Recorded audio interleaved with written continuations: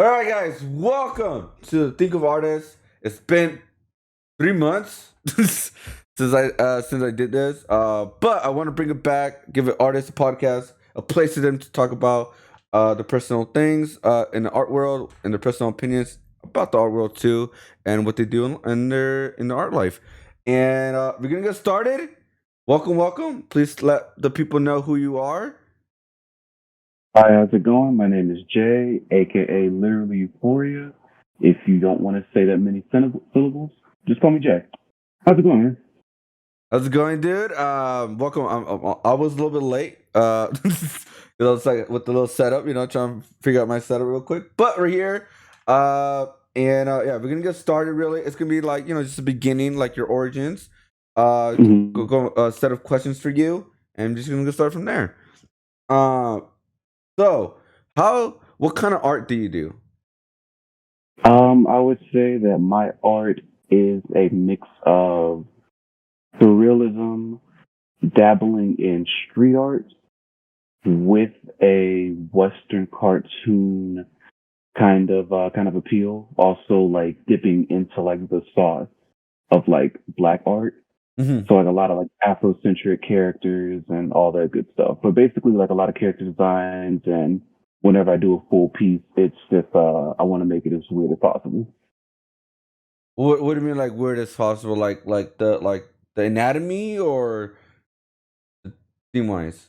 Hey, usually like when you see my work, it's typically like but maybe like just trippy. Like the funny thing is like I've never like smoked a weed in my life, but like I like to like dabble in that a little bit and just kind of like add like little monsters or like I guess it does feel like anthropomorphic or any type of like body horror because like I like to add like eyeballs and stuff like that. Yeah, yeah. But yeah, like I like to make it weird, kind of make it like weird but still appealing. Nothing like grotesque. Oh, okay. So it's like some things that you kind of wonder experiencing, but you don't really want to do it in real life. So you just kind of do it in your art, kind of thing.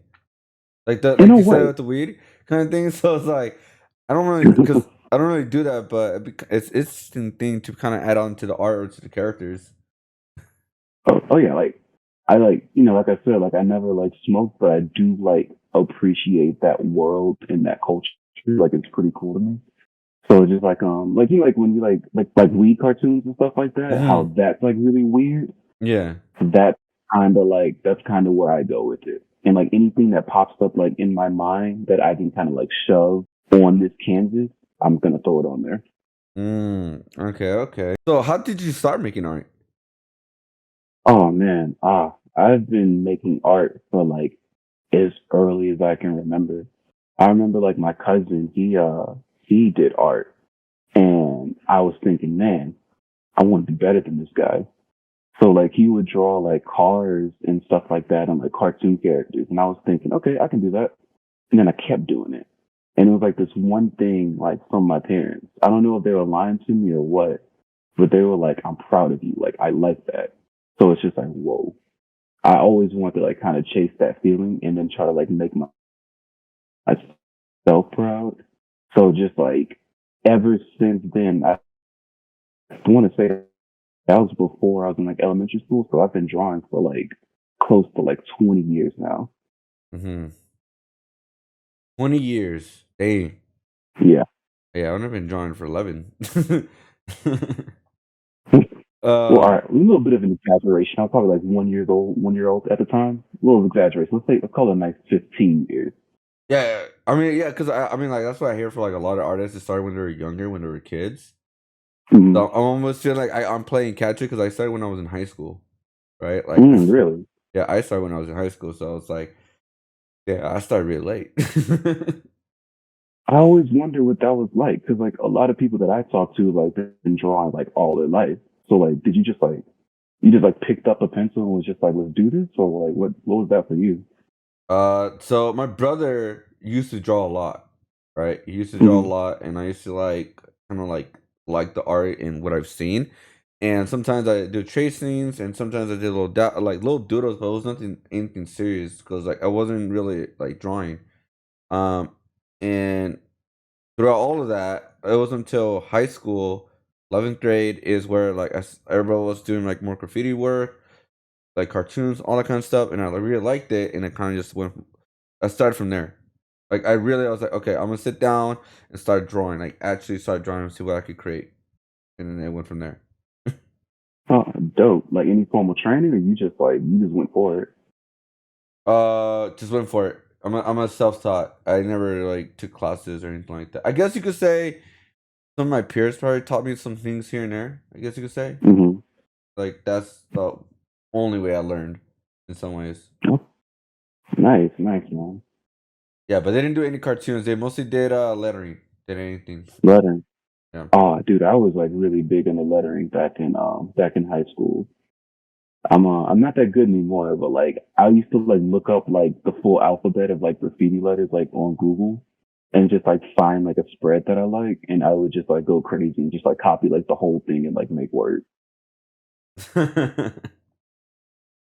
Yeah, I mean that's all, I mean I think like a lot of us just copy what they see first, right? When they first start, Yeah, before we kind of come up with our own stuff, like developing our style and just kind of going with our stuff. I definitely don't do it as much as I used to, but I do it sometimes. Like if a commission calls for it, don't want to Right. do it, but I do it. Life of a freelancer. I mean, we gotta do things sometimes And we don't want to do. oh man, I can't tell you the amount of commissions I've hated doing. Oh, Oh we'll my get into god, that later on. We'll get into that later on for sure. We will get with into that like for sure. commissions. Oh, Yeah, this is yeah, yeah. I'll ask you mhm. some questions about commissions later on for sure. Uh, Okay. because I heard some funny stories from a lot of different kind of artists about that, and because everybody has a story. If you've been doing freelancing for some time, everybody has a weird story or has one of those kind of people that kind of like like red flags. Um, Oh yeah, everything.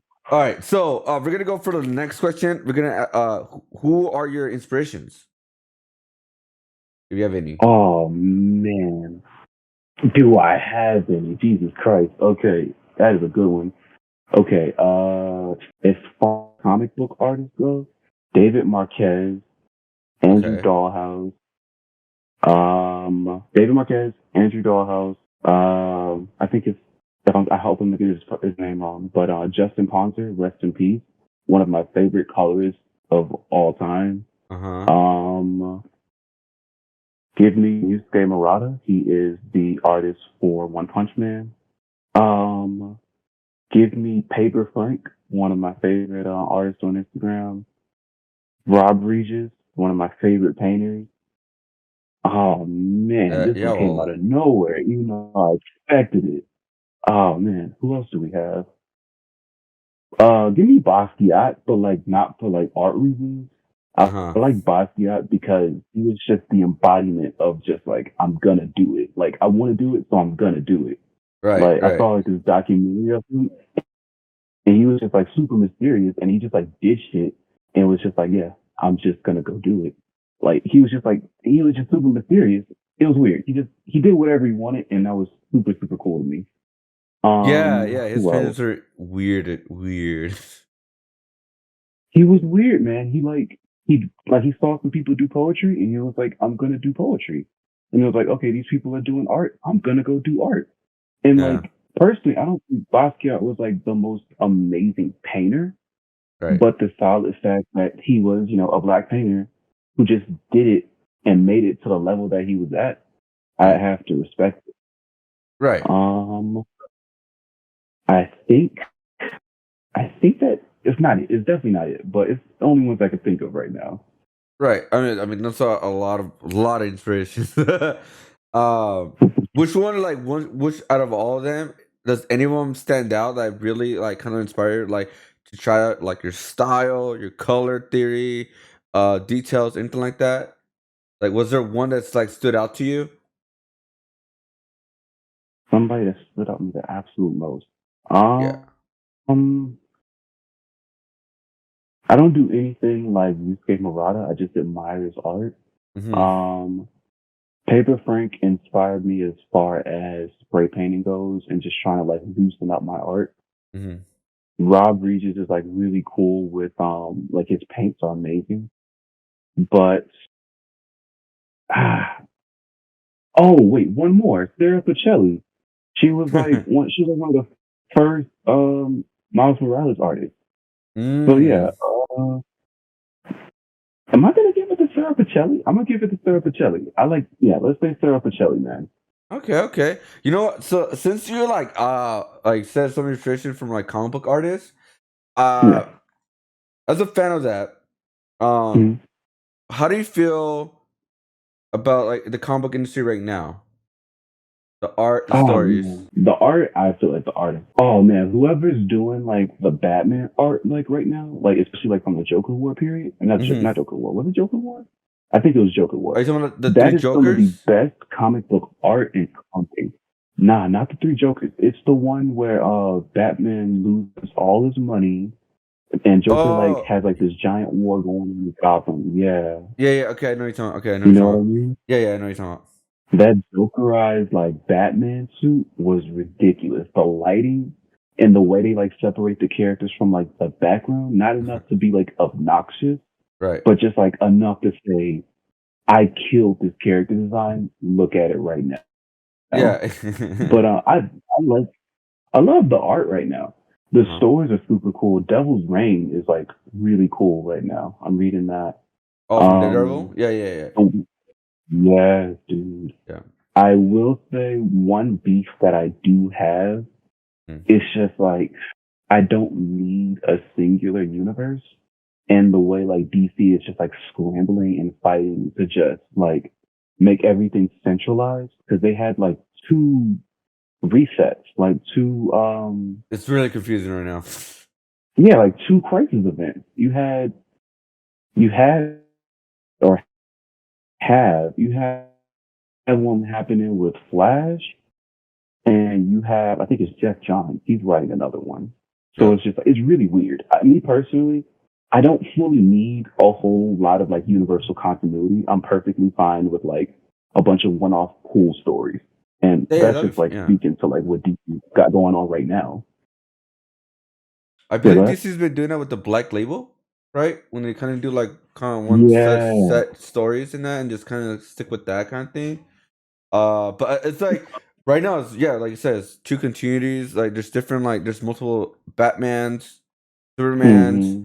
stuff like that. And it's kind of really confusing, and a lot of it really seems just kind of like very lazy, especially like how Yeah. they create those characters and just for the sake of like.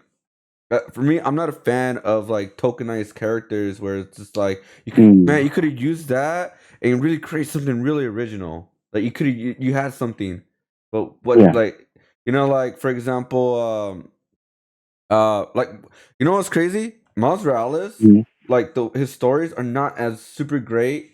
Like for me personally, but Yeah. like when they did it Into the Spider Verse, it like really give him a really good story and really get him like a push forward compared to like he was written in the comic because he wasn't really written that well. Like Yeah. 'cause he's pretty much just like a hard clone of Peter Parker. Like from like you look like right next to each other, same powers, nerdy, uh, super smart, right? Of course, different culture, but Yeah. it's like the like the core thing is like the same thing. And I'm just like, oh man, they could have like really done something with him. And nowadays they don't Yeah. know what to do with him. He's Wolverine now. He's Captain America. Like they have no idea what to do with him as much right now. Like I do one of my favorite stories is it was back when it was like it was an alternate universe comic. Peter Hmm. Parker just died. Hmm. Miles is struggling trying to take over. He's talking to Aunt May and Yeah. Mary Jane. Like, yeah, like you can do it. Like Peter believe in you, we believe in you. Then there's like a whole nother Peter who was a clone. Yeah. That's like my little guilty pleasure story. I love it. But like back to what you were saying, like me personally, I'm not a big fan of when they change the race of a character. Like you said, it feels really lazy Yeah. because there's like hundreds probably Yep. of like established characters who are already of the race that you switched it to that are amazing. Yes. Like you don't, in my opinion, I feel like DC is extremely like underutilizing the Dakotaverse characters. Like, and they acquired them like what, like 10, 20 years ago?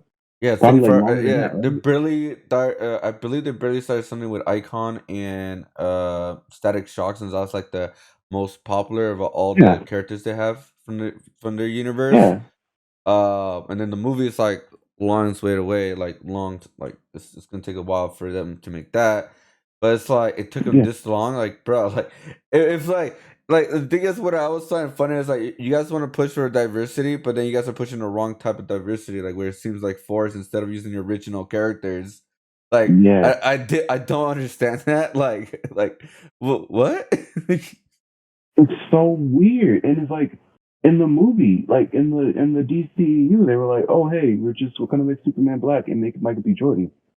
No, no, bro. That's kind of a Get a big get. backlash. It's so weird, bro. Like, don't get me wrong. Like, I want to see black characters on the screen. Oh yeah, Bring Black yeah, Lightning on the screen, bro. yeah, Like Black Lightning with like some good writing, Icon and Rocket, bro. Like, yeah. it's just annoying, and it's just like you're really like giving these characters like the short end of the stick because it's like they could be so much bigger. Like Static Shock hasn't been used since like the early 2000s, And it and he shows, just got a comic, and like yeah, his last run, yeah, yeah. It just and shows like his it's last very run didn't go popular. wrong at all. Yeah, Super popular. yeah, It's crazy, man. yeah, Like you would think, like you see what like Marvel's doing. It's like, okay, cool. They have Black Panther. This movie was successful. You would think like, okay, let's grab one of our diverse characters and make a right, really good story with them. Then we can start selling that much, yeah, rather than just trying to shoehorn like a universe that's like 15 minutes in. You know what I mean? yeah, yeah. You know what's funny with Marvel though? They turned an Mm, original character to a tokenized character. You turn him to yeah. Captain America because they want to keep the brand alive. You know what I mean? Like because merchandise, all that Hmm. kind of stuff. I get that part, but I find it funny. It's like it was an original character, and they made him into a tokenized character for the sake of like You the mean like brand. Sam Wilson? Like Falcon turning into Captain America, Yeah. the mantle I'm kind of not thing. mad at that. No, I'm not mad. You Like know, I'm just saying, like it was like they have uh, something original, but they made him into a tokenized character for the sake of a brand to kind of continue true. living. That's like the purpose of that. Only because they like did it in the comics, and he was there's like probably paying a like, homage to that. Yeah, So like that one is not like nah, it's super crazy, super but crazy to me. That's more of a passing the torch. yeah, But like completely like, oh, Clark Kent is going to be an African American. That's the one that's weird to me. You know, it's a different granted, universe. yeah, but it's like you would have to do a really you have to do a better job of explaining, okay, how did he get here, how long was he here, and why did he not do anything when Darkseid invaded, you know? Yeah, it's you know it's yeah. We could go along for all this. Like honestly, like for me personally, I'm We not a really big could. fan of multiverse. I think it just gets too At all. saturated. It just gets too crazy, and it's like it's a way for them to make a lot of excuses, pretty much. Yeah, like I feel like it can be cool if you do it well. If it's done, well, obviously if it's done well, it could be, it could be cool, but it's just like, I don't think like DC has any major plans for the multiverse. I think they're just doing it because they can. They don't really have like a Kevin Feige there. But they were just acquired by like Discovery, Discovery, like Channel Discovery Channel, whatever. Yeah, Hopefully, someone knows what they're doing there. I know there's like a major overhaul going on like yeah, they right downsized a now, but lot. I I kind of hate that for like Yeah, they downsized. the comic side actually. Yep, they downsized a Oh man, lot. I'm like, and then like DC was, I mean not DC, well technically, but AT&T were like, oh yeah, let's like break it down to like X amount of books coming out like every month or whatever. And it just sucks because like you have people that are like losing jobs over that because y'all don't Yep. know how to like manage your business. That's the sucky part. Yeah, yeah. I mean, like I said, it could be a whole podcast talking about comic books, honestly, in the worlds and all this kind of stuff. But Oh yeah, see. yeah, so you know what? Actually, we're gonna go for the next part. Actually, it goes a great way. The next question, like what we were talking about, like how like an artist you never know when something's gonna happen, and you know, like when downsizing happen, or when you could lose your job, or freelance is all over the Hmm. place. You don't know when you're getting your next job. Um, Hmm. how do you define a successful artist? Like, how do you define a success as an artist? a successful artist, man. I would say like a successful words, man. I would say a successful artist is just like somebody who's doing what they want to do and providing a way for themselves. Hmm. As far as like they're not making microwave art, they're like doing what's true to them. Obviously, you have to make compromises every now and then, but when you're Right. 100% true to yourself and you're able to make a living off of that, I define that as success. And I don't really put like a dollar amount on it either. I mean, Right. Right. even if you do have to have, a day job, if you're satisfied with what you're doing, honestly, you have all the power in the world. Okay. All right. All right. All right. I mean, I get that. I mean, it's like either, I guess you go either side of money or instead of like personal satisfaction. Yeah. That makes sense. I guess I do lean to personal satisfaction. Obviously, I mean, like, the exposure part is really cool too. Like, I would Right. love to like my work on like this like giant like sign in like Times Square, like advertising something or just showing off like my skills. I think that's a nice little factor of success right there. Yeah, that makes Like sense. the girl that designed like Russ's animated like one like that was super cool, man. I would think that that's pretty successful too. Ah, okay, okay. Yeah. Well, speaking of like to have a successful life in general, or even to do art, how's your time management? As far as art goes, man, it's weird. Like on personal projects, I feel like my time management is fine. Mm-hmm. Commissions, my time management is okay. But like writing this comic and doing these character designs, I want to do more. Like Mm-hmm. I even bring like my iPad to work and I'll either like sit in my car like on my break and just like work on character designs and stuff. But just like I'm not like a natural like writer. So the Mm-hmm. writing part takes forever. But as far as like time management goes, it's weird, man, because like I have a day job, work like and like slapped in the middle of the day and get off like late at night, and just trying to like fit that time in and try to fit in like personal stuff.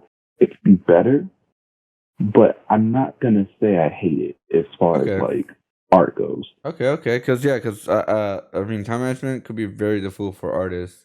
Like, Mm. because you never know when the inspiration comes in, or when your Mm. idea comes in, and you're like, oh man, I gotta write this, I gotta draw this, or something. Like, it could be all over the place. Like for me, it's all over the place. Oh, dude, it's like it was like the worst factor of my time management, the business aspect. The business, I Mm, give little to no time to that I can because it's relate. like, yeah, like I have to like make like these pretty like flyers to advertise like, oh, hi, I sell art, or try to think of something like witty and clever on TikTok. But it's really weird because I'm like way too cool to like show like my full personality like on the internet. So it's just like I don't want to like jump in front of a camera and like start smiling cheek to cheek like in a TikTok video saying, "Hi, I make art. Can you buy it, please?" And I also don't want to seem desperate. But it's weird, man, because people won't buy unless they know it's for sale. So it's like trying to like put yourself like in that mindset to kind of find that perfect medium. It's something that I have to overcome for sure. Yeah, yeah. I mean, like, I think like at one point in time, we're all gonna have to think about the business side of things in art, especially you want to sell products, sell paintings, or even like in general nowadays. It's like social media is where you need to grow as an artist nowadays. I mean, maybe wrong, but I feel like that's like the new age now. Like, you gotta do social media. You gotta figure it out. You gotta push it up. Oh, no, you're right. Like that's like you gotta promote. You gotta write some weird stuff. You gotta write No, whatever I think you're people. absolutely right. And it's like nowadays it's more an artist can post their art only, but I think nowadays you just gotta really even Yeah, like tweet stuff they don't even want to tweet about or don't really care about really, like your personal yeah, opinions on certain things. Like, but that's what people love. You know what I mean? Like people love that witty jokes dude. or like them talking about Hmm. other things like that, because like they want to get to know you, and I get that personality, but a lot of artists just want to post the art and dip out. Yeah, just like post the art, you like it, and then you go to my store and buy some stickers. But it's like, dude, you ever like notice like the really, really like crazy talented like Asian artists? They are the ones that like just post art and go. I want to get to that level because like I don't want to be on Twitter like causing a ruckus, even if I don't cause a ruckus. Yeah. But it's just like I'm probably not gonna grow as much if I don't show more personality. But I Yeah. don't want to give the internet so much of myself, you know? Yeah. Oh man, So it's just like you kind of, yeah, yeah, I totally get that, because yeah, you got it. Like if you don't give a lot, if you get too much of yourself, it could get too weird. It could get to a weird area, and then if you don't give to yourself, yeah, you don't really get like enough exposure as much. I'm not saying that people have to do that, but it yeah. looks like this is one like the biggest way that you could, if you do that, you could grow as an artist, which is like a double edged sword, pretty much. Yeah. Oh wait, and one more thing. Back to artists that inspire me. 1000. Love 1000 with my entire soul. I feel like he does the internet pretty well. I think he promotes himself pretty well. I feel Oh, he like he does very gives you well. some of him. Yeah, like you know him, but you don't know him. You know Yeah. what I mean? Like he gives you just enough to care. Him and God, the other guy, Ergo Josh. Yeah, Hmm. Ergo Josh. Him and Ergo Josh, they do really great as far as like just giving themselves up to the internet, but like not entirely too much. It's like you're here for the art and a little bit of me. But that. Yeah, yeah, that's like that's his like with his videos, I believe, right? He kind of like mix in Hmm. vlog with like art in a way. Yeah, Yeah, yeah, it's like I'm here for the art and I'm here for you, but the art goes crazy. So I'm especially here for the art. right, right. I mean, like the way he started on YouTube. I believe he just posted on YouTube, just make videos. He wasn't Hmm. really big on like on social media as much. I don't think so. No, I don't think so. I found him like on a YouTube spotlight one day, and he was doing a mural in like this office for like Indeed, like the little penguins and stuff like that. Yeah. And I was like, oh yeah, I'm gonna like this guy. And I think I've been sub to him for maybe 2 years now. Mm. But I yeah, mean, yeah, 1000 yeah. is definitely something. I think that's right. Yeah. I mean, I think that's like a part where I learned my color theory too from him. Hmm.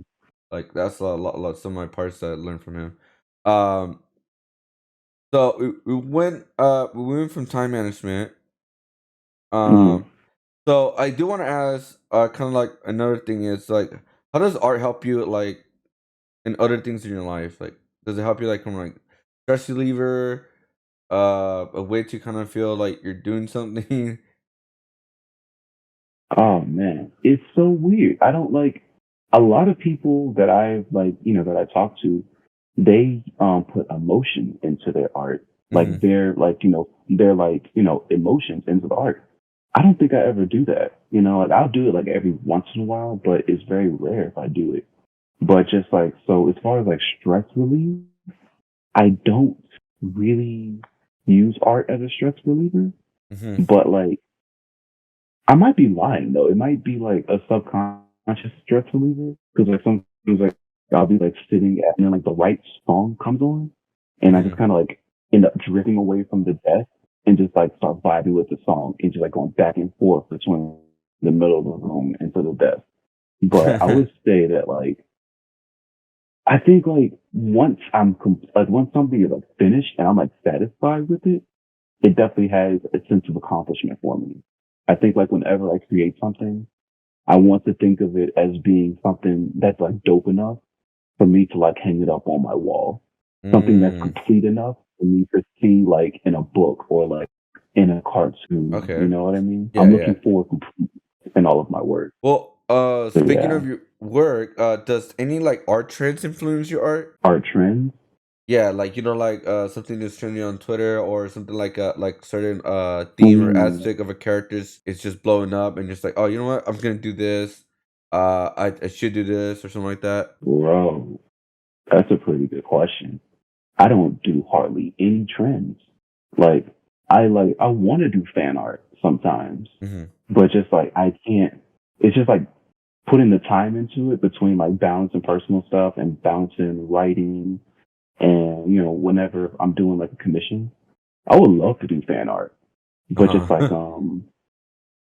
I think I don't know like. But like there was like a couple trends that were like on TikTok that like was super cool that I wanted to do something with. Are you on TikTok? I was, but I stopped uploading Mm. like regularly, and I kind of lost the algorithm. so Uh, so were you like I'm making a new account. okay? Yeah, I'm making Were a new you account. there for the Adult Swim trend? Yes, I I did. wanted to do something for that one. But like not enough time.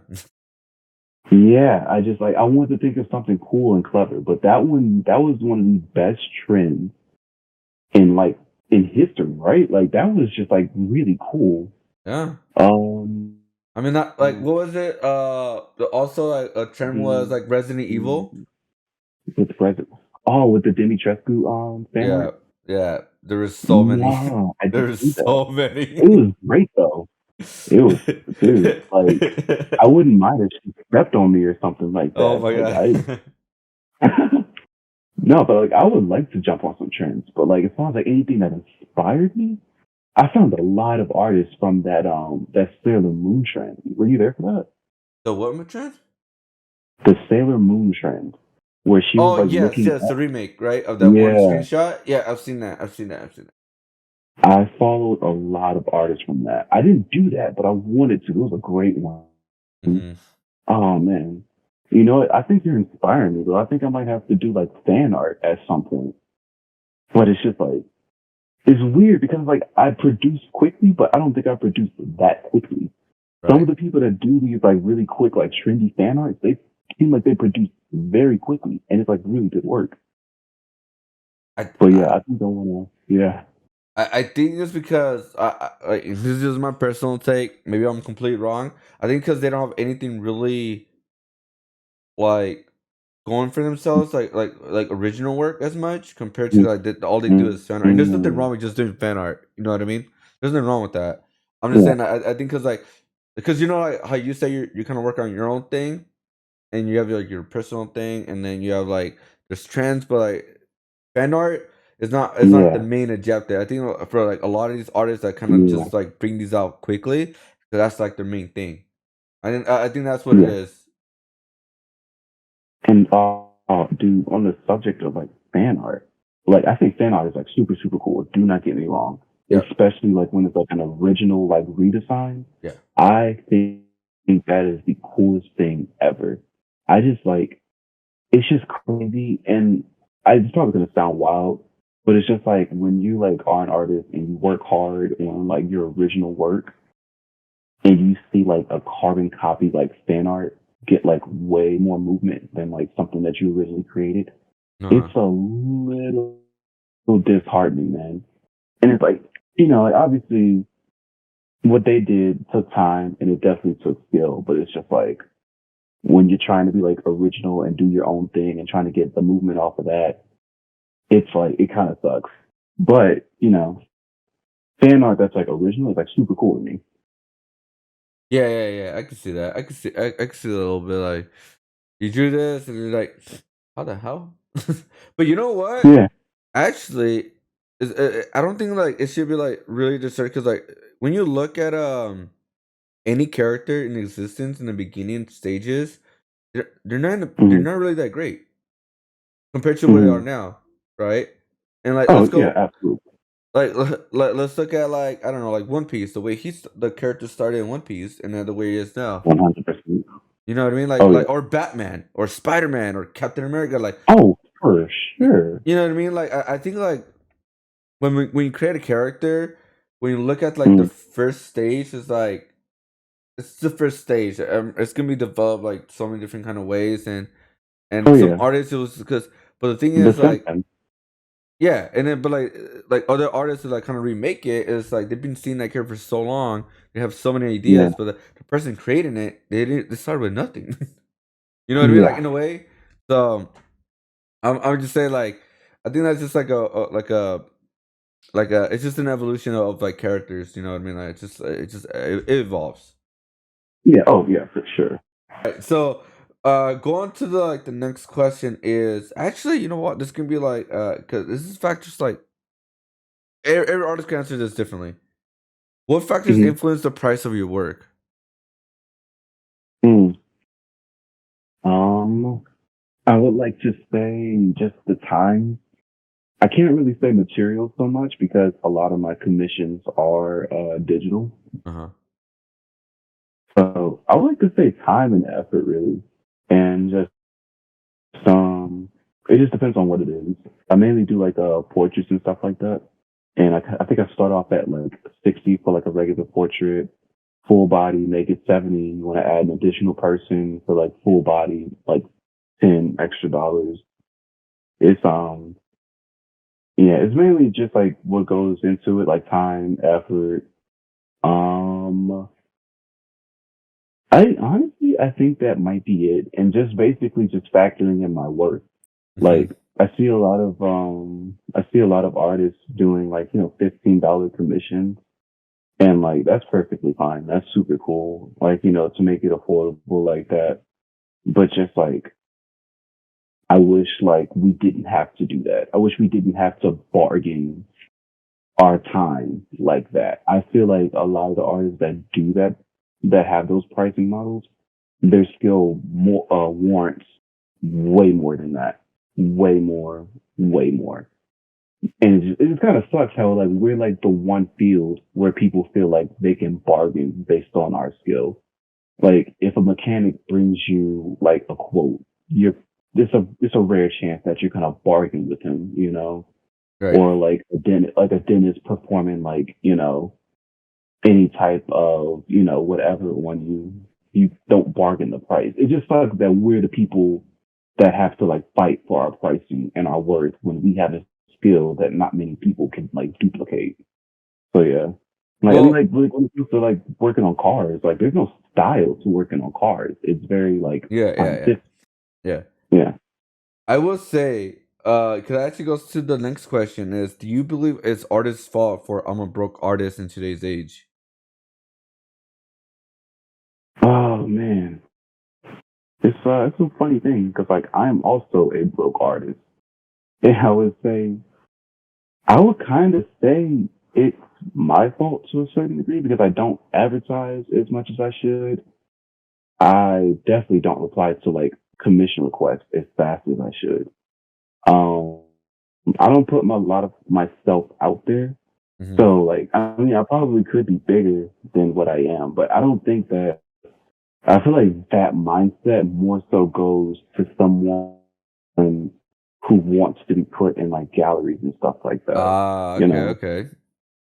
Yeah, like if you are like a freelance like character designer or you design like book covers and stuff like that, just like anything that doesn't require you to have to be like in a gallery, I feel like you shouldn't have that much trouble because I literally just learned that art agencies like exist.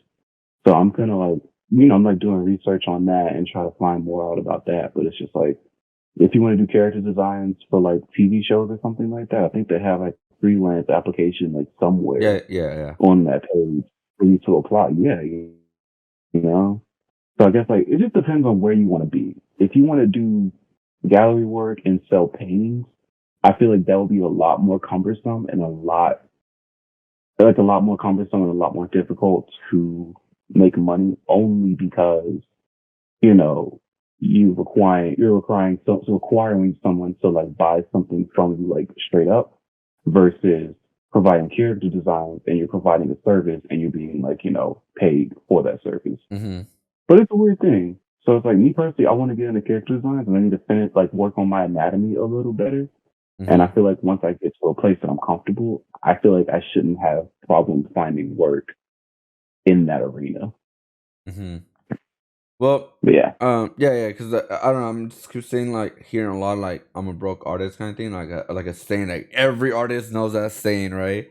I'm a broke artist, I'm a broke Mhm. artist. So I was just like wondering, like, is it like you said earlier, sometimes kind of feels that artists don't have enough confidence where like within the pricing range because it's all over the Yeah. place. Like some are like even do it for $5, $10, Hmm.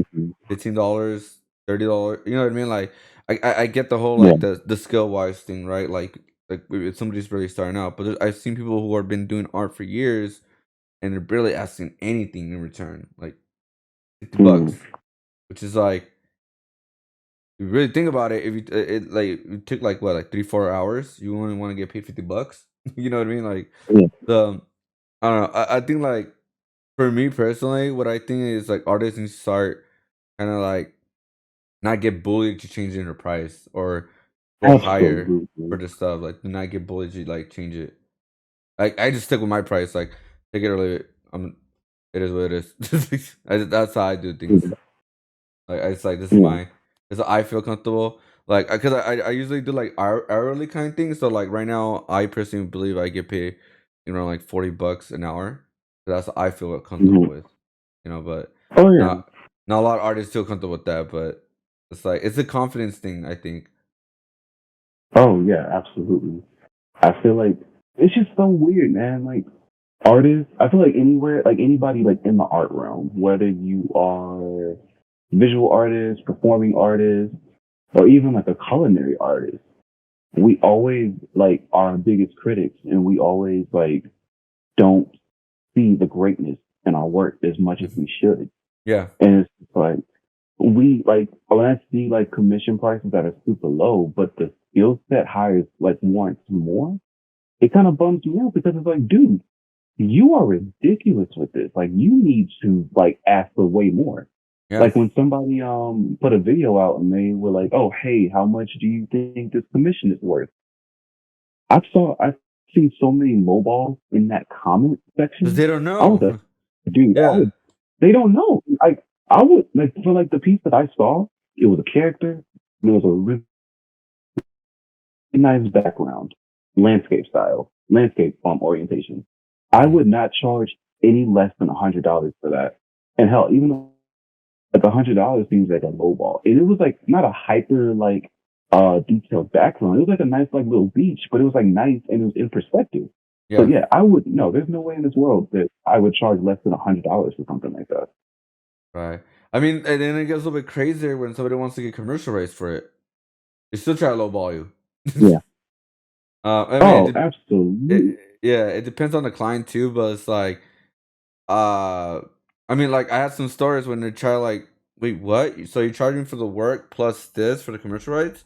I'm like, yeah, because I figure out a way to get to the middle ground Yeah. where people are not pressured to buy the commercial rights right away. It's like I'm like, if you want to think Hmm. about it, you're more welcome to, but you gotta pay me for my regular like price range. But I charge extra for you guys to get the commercial rights, like the files and all that kind of stuff.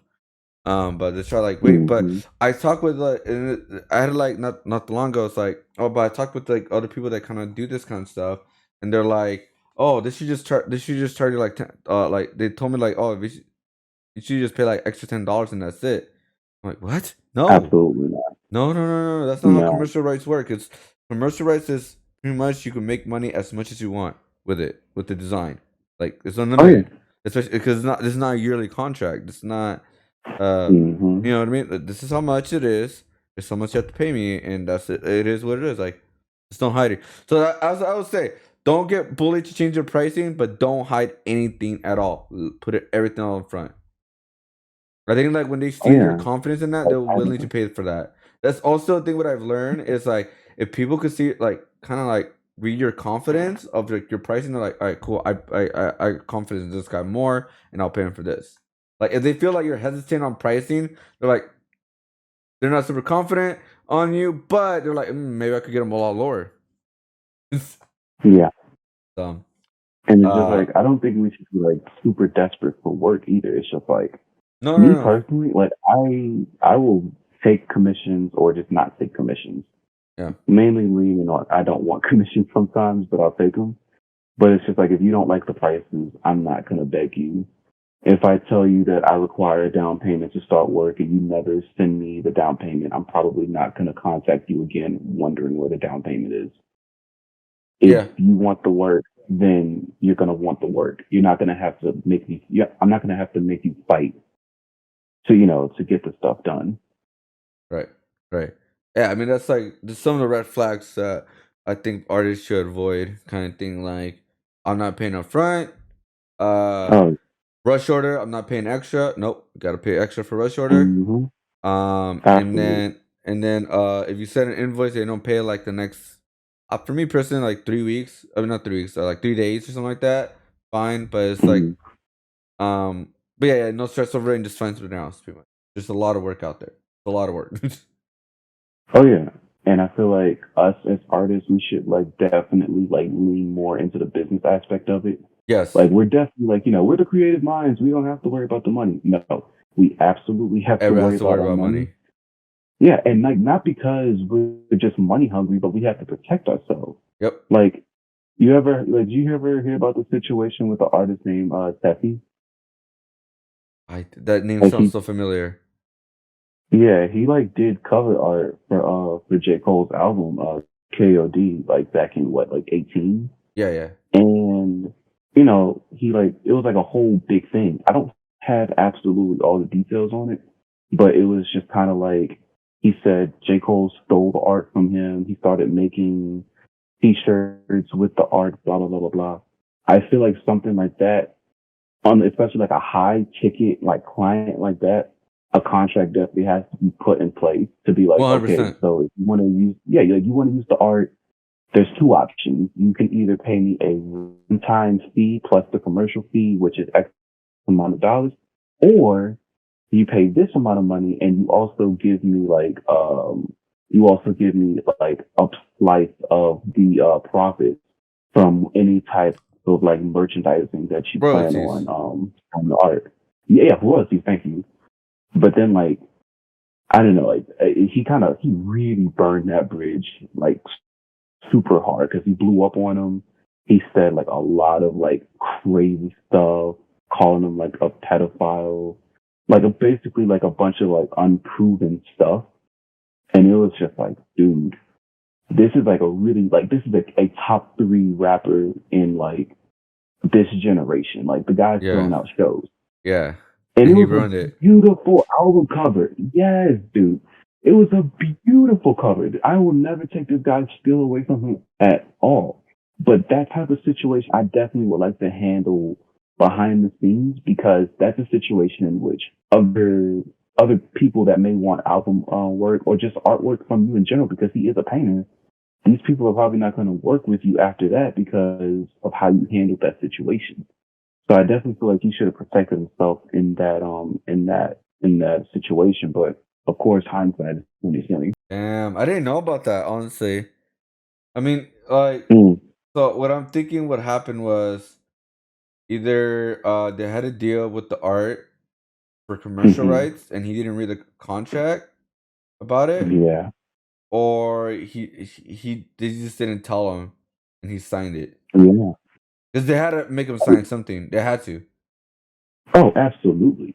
So either like Like, yeah, either there's like no thing of like, oh, if you sell merch of this, I make this much or royalties, whatever, right? hmm. I don't think they talk. I don't think he like really thought about all of that. He just like, oh my god, it's J Cole art on the album cover. Fuck yeah, Yeah, contract whatever is signed, and I think he didn't really read the contract where like he actually was kind hmm. of getting screwed at the end. Like he got Yeah, paid. I'm pretty sure he got paid big, right? Pretty sure he got paid well for the yeah. work, but Oh, yeah. when you really think It about could have it, been way more he got a in the long very run. small fraction compared to like everything else. Like everything. 'Cause I remember Oh, yeah. I did went to the concert for the KOD Mm. album, and he was Oh, yeah. selling merch and all that kind of stuff. Yeah, with all the like the artwork and all that. Yeah. And like here's the thing, bro. It was a beautiful cover. Dude, if I went to a KOD concert, I 100% I was going to buy a hoodie or a shirt or both. Because I went to the Four Eyes Only concert and I still bought a shirt.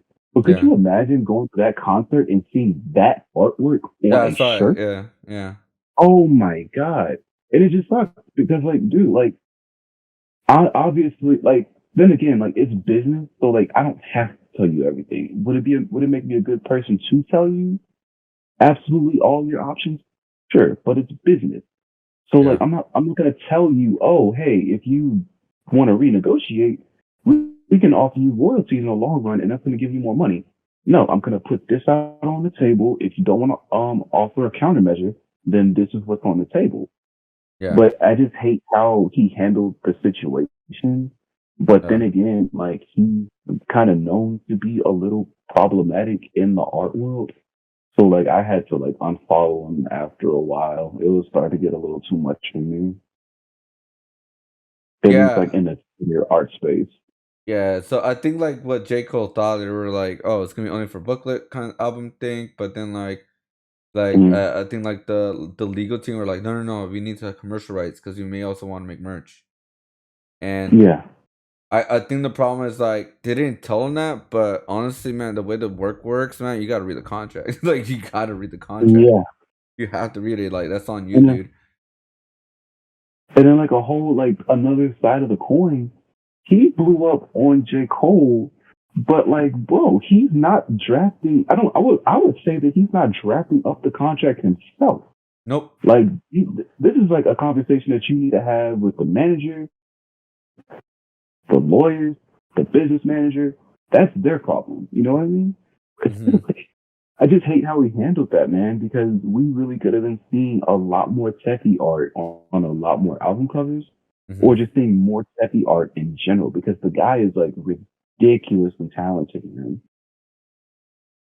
I mean, like honestly, you should have thought about it because like if you think about it, when you're Yeah, making an album cover, they're gonna use it for merch, especially for a big artist. Like that's just common sense. everywhere, Common sense. everywhere. It really is, man. I don't see a situation like that where you don't think of commercial rights. Cause this isn't like, it was just like a regular mixtape. I'm just gonna throw it on SoundCloud and hope it gets some traction. No, this is J. Cole, the guy who sells out Madison Square Garden, the guy who sells out his own festival. I am 100% getting, royalties from this guy. And like, the thing is, he has like a really large female audience. Bro, women buy merch. Are you kidding me? Bro, royalties. Give me royalties, man. I mean, they're the what do you call it? They're like the 80% of consumer base. Absolutely, bro. Like this Yeah. isn't who's like a rapper that probably has like a 90% like no, this isn't like MF Doom. No, MF Doom had nice art too though. Oh no, Emma Doom Oh, had like, but it was like more of like he wasn't real, he wasn't mainstream, right, compared to like J. yeah. Cole kind of thing, but he was a bigger artist. I mean, like every art, almost every artist like in hip hop respects Doom. He knows who Oh Doom yeah. is, right? And he had like a very Absolutely. unique way how he portrayed the Doom character to everybody with the Oh, that was marketing and all beautiful. that, right? That was And beautiful. Oh my yeah, god. yes, and with, but the thing is like he never wanted to be like fully mainstream. I'm pretty sure he had like a bunch of like a lot of like labels that want to sign him up and all that kind of stuff, but he just didn't really 100%. he didn't really want to do all that. Dude, like MF Doom was like your rapper's favorite rapper, especially if this rapper is like a Yeah, lyricist. 100%. Oh man, Yeah, everyone dude, like that's everyone knew who Doom insane, is. man. No, Dude, yes. And like when he sent like Doombot, so like that's so swag, bro. Oh my god, you just sent like Doombots to go perform when he didn't even want to. He didn't want to perform. He just sent like a Doombot. Like that is hilarious, man. Not a Doombot, but like another yeah, guy yeah, wearing yeah, like the yeah, yeah, Doom no, hype. yeah, yeah. I remember that. It was like I think I don't know. I don't think it was like I don't know if it was because it was like I think it was like more like trying to make a marketing ploy thing, or maybe he was. I Yeah, don't know, but it was pretty weird. that is But he was doing hilarious. something. He was like I don't know, man. He was a genius of like who he was. I think he Oh was like yeah, honestly, I honestly believe he's like the king of underground hip hop, right? Like he's the top, like I wouldn't doubt it. But because then again, everybody like, knows who he is. But the crazy thing oh is, for sure, he's not mainstream. That's the weirdest thing. Like everybody knows who yeah, he is, like in a hip hop world. But if you go beyond the hip hop world, not everybody know who he is, right? Like he's yeah, known of who, like everybody knows who he is, like in hip hop yeah. world. But beyond that, nobody really knows. Yeah, like if you are like a huge fan of hip hop, you're more than likely gonna know who MF Doom is. But like if you ask like your average like radio listener, no, they're probably not gonna know. But he was like super huge in the mainstream, in the my bad, in the underground thing. And I just think that's like super cool, man. Yeah, w- pretty much back to like the what we were talking about, like with like the artist's fault kind of like thing with the I'm Brogan with J. Cole and the Mm-hmm. K.O.D. I think that's like it has to give like an idea of how artists really start looking at other like contracts and really start pushing Mm-hmm. forward of like to get paid what they're worth instead of like asking for little and be more confident and avoid the red flags because Oh also yeah. once a person has once the person shows they're more confident in themselves, the way they charge stuff, people will pay it. That's the Mm-hmm. 1%. Like they will Oh not be yeah. hesitant. They will not be hesitant. This is why there's a lot of artists are getting paid millions because even though the artwork is not super crazy, but because of the confidence Yeah. and the work they put in the past and like keep pushing forward. This is why people that become successful are not agreeable. You know what I mean? They're like, nope, this is Mm-hmm. what I want. Like so, Yeah. I think that's what it is too. Like I think a lot of artists are really agreeable, and I think what it like to become more successful is to be unagreeable. Ever since I became more unagreeable in that kind of sense, I've been seeing more success because Mm-hmm. I'm not getting pushed around like oh I'll go down, I'll do this. You know what I mean? Oh yeah. Oh, So, dude, question. but Have you like had like someone come to commission you and they were like talking about like, oh well this is successful, we can have like more work in the future. Like how do you feel about that's the when red people flag. ask for like discounts? Oh, what happened? Oh That's the yeah. red flag. Yeah, That's like the how red do you flag. feel about like people asking for like discounts for like work in the future? Yeah. The only time I give a discount and we work like in like with them like 3 different projects or something. Yeah.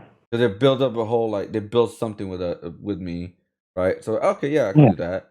But I don't like when they say, "Oh, how about you charge me this, and I'll have more work for you in the future." The only way I would do Yeah. something like that, you're gonna write a contract and you're gonna sign it. And Yeah.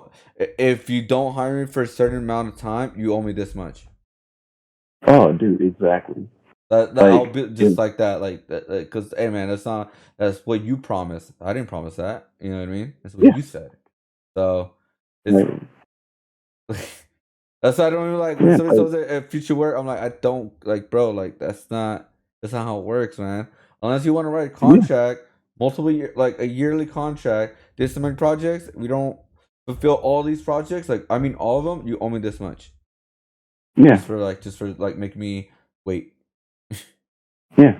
Like if any like non artists are like listening to this and like you know, and you want to commission somebody or like you have like a business or you have like an idea that you want to like kind of spread out over time, or if you just like commission an artist in general, do not ever mention a discount.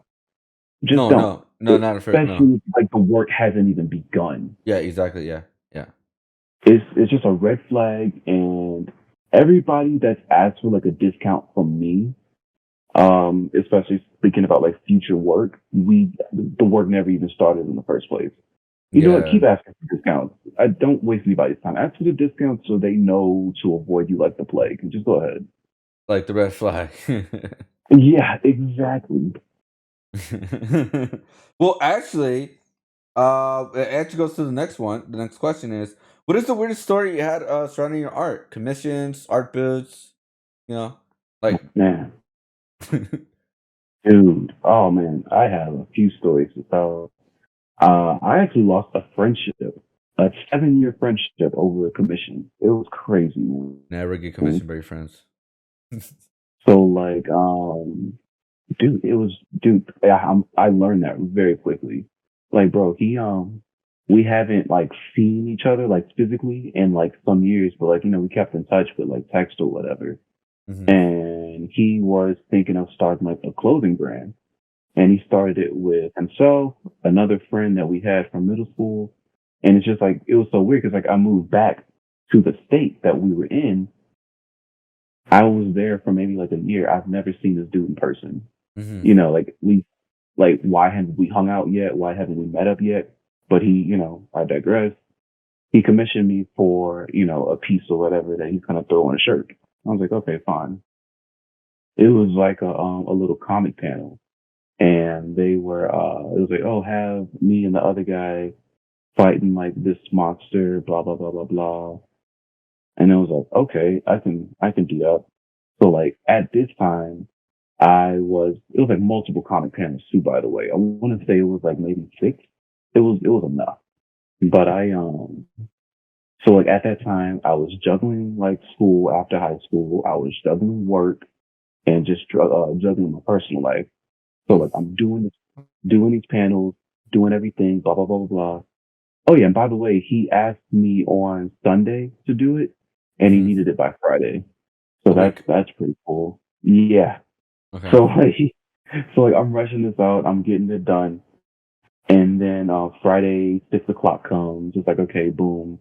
I drew it traditionally and I colored it digitally. So it's like boom, here you go, man. It was like, oh, where's the other one? I was like, excuse me. It was like the other one where it's just like me and the other guy with like the logo right under us. I was like, there's no way, bro.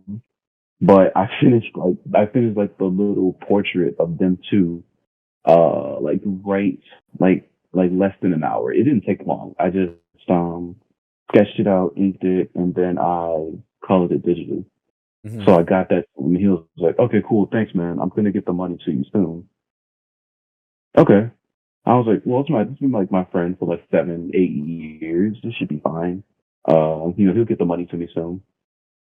Like 2 days go by. No, hey man, you got the money? Yeah, yeah, I'm gonna get it to you in the next couple days. I was like, oh, cool, fantastic. And then I left. I remember this too. I went to go see the Joker one night. On my way home, I stopped to get gas, and I was like, you know what? Let me text him one more time. Hey, I was a little more agitated this time because I asked him like a few more times before that.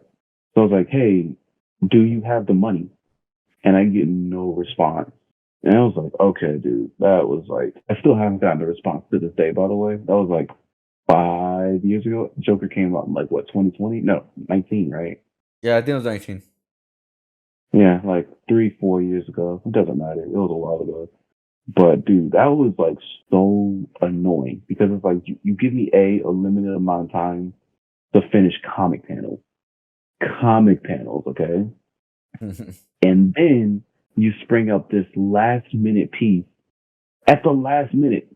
So like I get that done and I even gave him like a friend discount and that's never gonna happen again. But yeah, I didn't hear from him. I heard from another guy.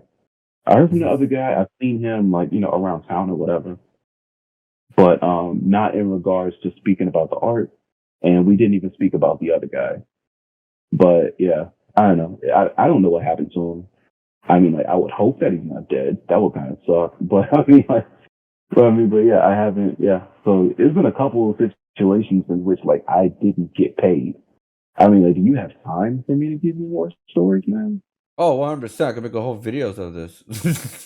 More Oh, content. bro. And Okay. then, yeah, of course, you can use All it right. too as well. Well, I will say about the friend thing is like I had friends who commissioned me before, but I always treat Mm-hmm. it as business. I never treat it as a friendship thing or Yeah. anything. I never do friendship discounts. I just like I tell them this is the price. Pay me this. Yeah. Have for full, whatever you feel comfortable, and I do the Mm-hmm. work, and that's it. Like that's what I Yeah. treat it as always 100%. I never like try to like because it gets weird. You know what I mean? Yeah. It gets weird. They get like way too comfortable, man. Exactly. So like always get paid first, even if it's a friend. Mm-hmm. And like, and there's like another one where this one's like a little shorter, but still annoying. Um, the second friend, the one I wasn't speaking to about like money or anything like that. He was just involved with the project. Hmm. He sent me in the direction of this girl that she was looking for work to get done. I was like, okay, cool. And at this point, I was still green as far as doing like freelance work and commissions. And, I'm texting her, we're talking about what she wants done, blah, blah, blah, blah, blah. And just like your job as an artist is not to give someone ideas. They need to come with you. They need to come to you with an idea Right. just so you can actualize it. So like Right. I'm talking to her. I was like, oh, it would be so great if you did it like this. Oh, and I sent her sketches and I was like, oh, how do you feel about this? And this whole time I did not see a single dime. So yeah, I'm no more like no ideas. Don't give anyone ideas ever. All Yeah. right. So like I sent her the sketches or whatever. Granted, they're like looking back on them, those are pretty trash sketches, but at the same time, that's still free ideas. Yeah. And I did not get like a dime from her. I didn't hear back from her. It was a whole thing. They sent somebody else in my direction. The difference is with this guy, I gave him a price. And like for some reason, after it happened in like 3 times, you would think that I would have like a deposit system going on, but no, I didn't. Oh my But god. yeah, I told the guy the price. Yeah, it's weird, bro. Like I had to get shot like 30 times Hey, we all until I been started there. wearing like a bulletproof vest. It was weird, man. And it was just like, okay, this guy, I told him my price. I dropped the price down a little bit, and he was like, hey, man, don't lowball yourself. I'll pay you this much more. I was like, whoa, okay. So with this guy, I get his piece finished. I don't, I think I might have sent it to him before the price. I mean, before he sent me the money. I can't remember. I don't, either way, he didn't pay me either way, but I actually finished that piece.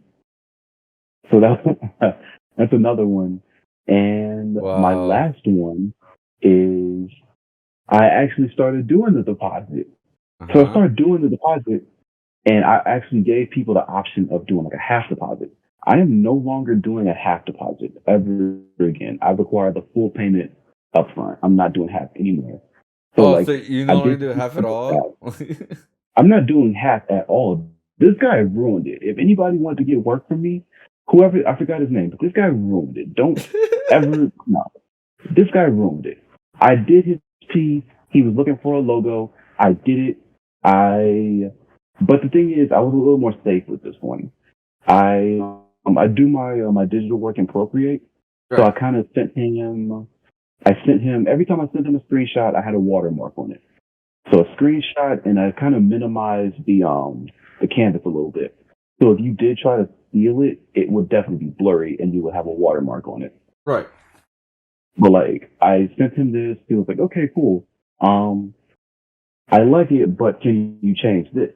I charge a revision fee after I lay line art down. If you want like to change like the overall composition, I charge a revision fee. So if I have to Right. erase lines after laying down the line art, revision fee, I tacked it on his deposit, and he was like, "Okay, cool. I'm gonna get the money to you on Friday."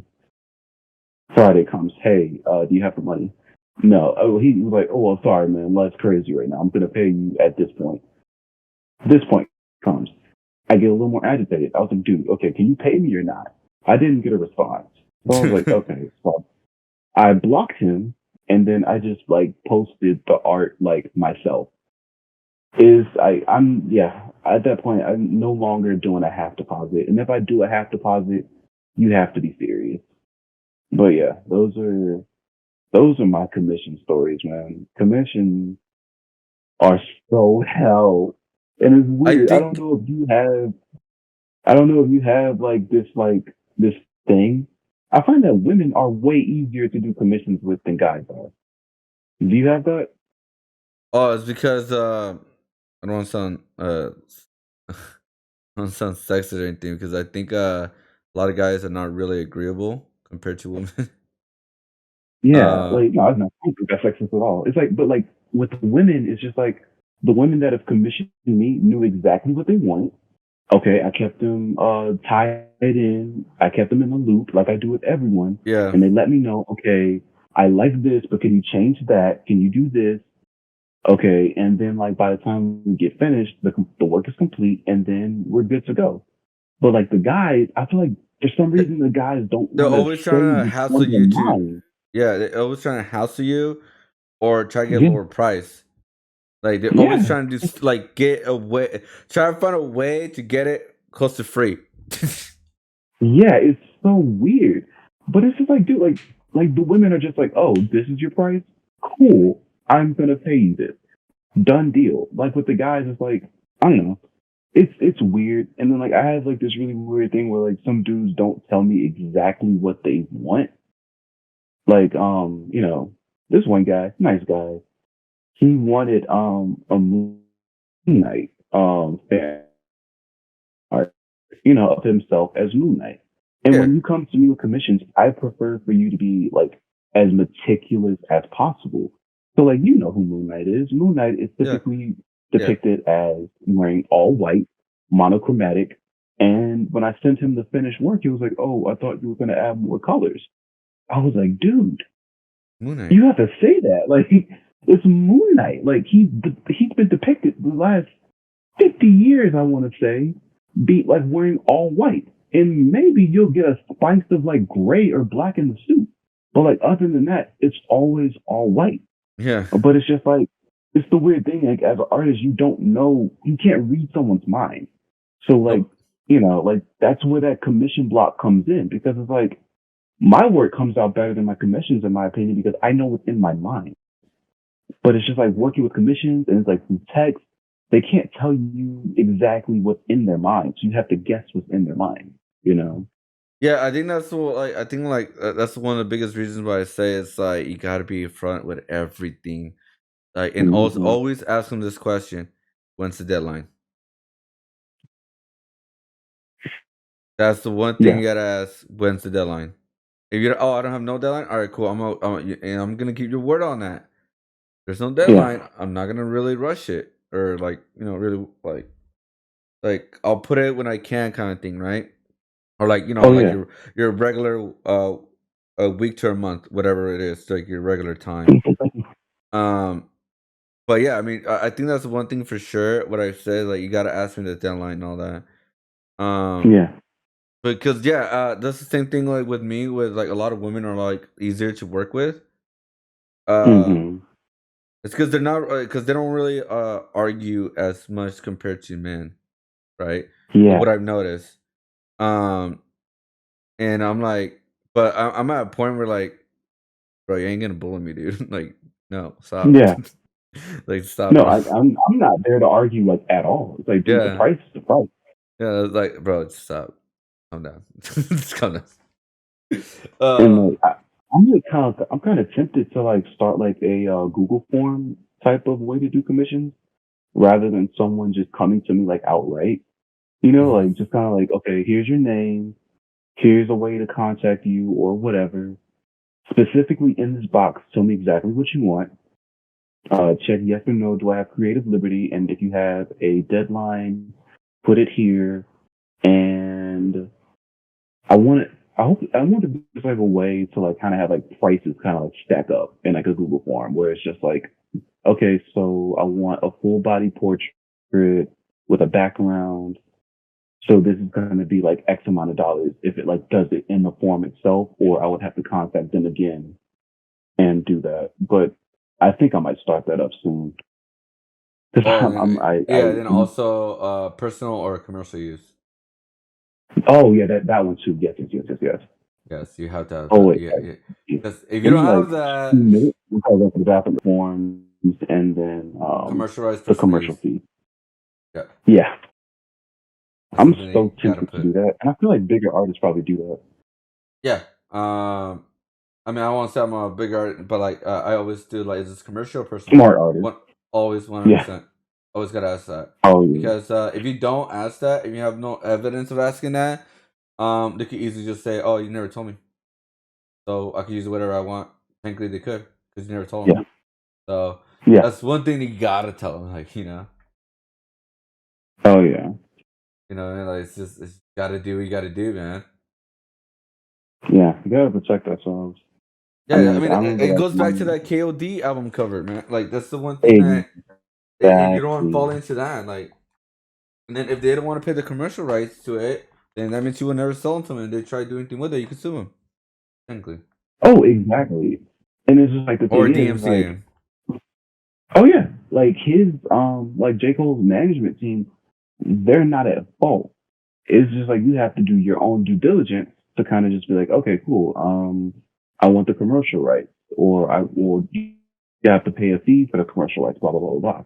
But yeah, it's just a matter of protecting yourself because like good business people aren't good business people because they gave you all the information. You also have to come to the table with your own knowledge at the same time. Hmm. But Yeah, pretty yeah, much. Yeah. Uh, so pretty much is you know what? Actually, since we talked about all of like your stories, commissions, pricing, all that kind of stuff. What is like the one like kind of advice you give to new artists? oh man, new artists. Okay, I would say don't look to create a style for yourself so early. You know, just like I was definitely that guy that kind of like was on the side of the teacher that was like, hey, relax with drawing like all the anime, like copying like the anime art or copying that style because that style isn't necessarily like true to life. So it's just like you have to like learn the rules first in order to break them. You know what I mean? Like with color theory, you have to know, okay, so I have to shade with a color. I can't shade with black. Or I have to use like a color to, to add lighting or something like that. But it's just like once you become skilled enough, you can start playing with that and make it look better than what it would have looked like with black. You know, like, okay, I'm gonna start lighting with blue. I'm gonna start, shading with red, that kind of thing. Just like learn the rules so you can break them and don't look to try to create a style so early. Oh, and be true to yourself and be as original as you can. You can only get so far with creating like things that were already created. You kind of have to like set yourself apart a little bit, but like in the order, like these are things that are like in a weird order. Like, but so I would say learn the rules, break them, then don't worry about your style. Learn the rules, break them, and then be original. So yeah, boom, there we go. Well, there you go. That's a like kind of like going with your be going your own direction. Don't try to copy everybody else. Yeah, exactly. Okay. That'd be good for like the beginner artist for sure. Like, or that's just starting out Yeah, kind of thing. Um, yeah. and this is actually a bonus question, I guess you could say.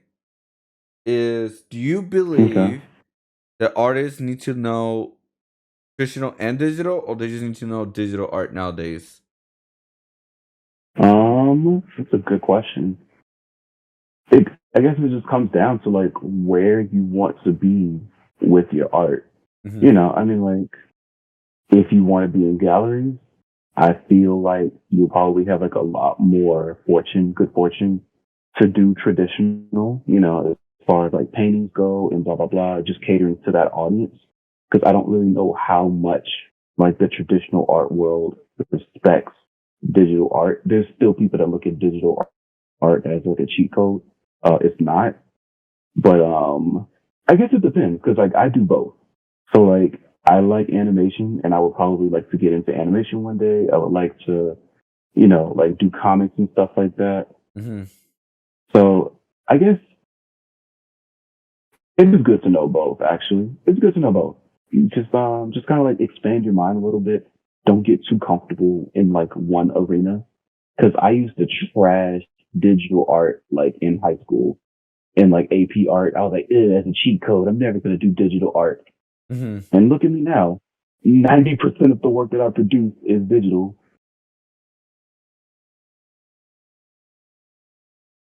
But yeah, yeah, I think I would say like, it's good to know both. It's good to know both, but cater to where you want to be more Right. than Right. anything else. If you want to sell, like if you want to sell your work for like giant canvases for like thousands of dollars, it's possible to do it with digital, but it's probably best and easier to do it traditionally. And if you want to work in the animation industry, it is very much a good idea to learn digital in some aspect. Oh, right. I mean, like, also, like, another thing could be, what do you call it? Consistency. Hmm. With your stuff too, like to learn something, like just really focus on it too. I think, like, Oh yeah. I think it'd be good, like, to be like, it's good to have a special thing about you. It's also good to learn Hmm. other things, but be consistent with it. Kind, you know what I mean? Yeah. I think that's another good way for like artists to kind of just really, push forward. But yeah, yeah. I mean, I remember, like, yeah, digital art was kind of thing where a lot of artists were like, nah, I'm not gonna do that. But now everybody does digital art. Um, Yeah. you gotta, like, everybody has made digital art. If you don't make digital art, you're like behind the curve. I do know an artist who just does oil painting. He just loves doing oil painting, and that's what he loves. That's what he loves. Um, but I think nowadays, just like if you really just want to like go forward with in the art and content or whatever you want to do, Hmm. digital is has to be part of your, in your kind of like skill set. Yeah. And it's just like it's so convenient, man. Like back when I was when I usually do traditional, I use Copics. So like Yeah. imagine having like a little stack of like 45 Copic markers and like sifting through that like out in public, bro. That was like not a fun time. Versus being like on a plane, pulling out your iPad and your pencil and just calling it a day. Hmm. It's just a game of convenience. But it's just like I would love to be able to translate some of my digital work onto like a canvas or to like a mural. I definitely feel like that's really cool. But my traditional work is also pretty good. But there's definitely like a difference between the two. Actually, that's how I kind of avoid artist block. I haven't had an artist block for like 4+ years because I keep switching Mm, mediums. yeah. I go digital, traditional, and I do custom items here and there. Like, I just keep switching. That's why I really have artist block. I never really like, because I keep switching. I Yeah.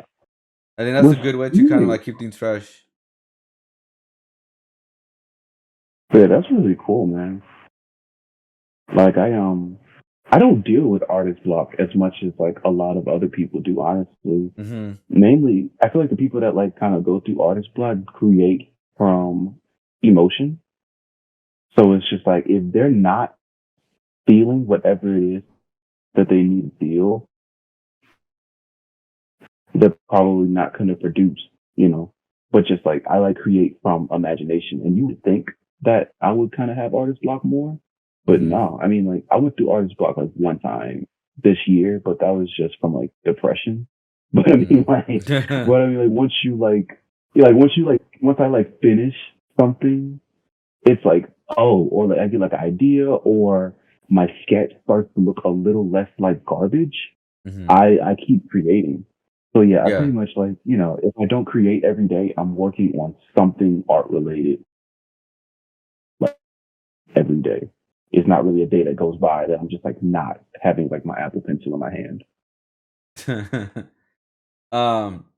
Actually, you know what? There's another question that I forgot to ask is how important is a brand for an artist to have a brand? Oh man, it's oh man, especially like in this day and age. No, for like the entirety of the art world, a brand is important, like extremely important, whether you like it or not. You just can't be like this really like dope person that's just gonna sell work. Like people it's pretty rare for people to just follow you just because you make cool work. Like they follow you because of the community that you invite as well. Like I can't tell you how many like communities I've been a part of that I completely left because oh man, am I having a brain fart? No, like the community, yeah. No many, I can't tell you how many communities I've left because the Type away. community That's is all. just garbage and the branding is garbage.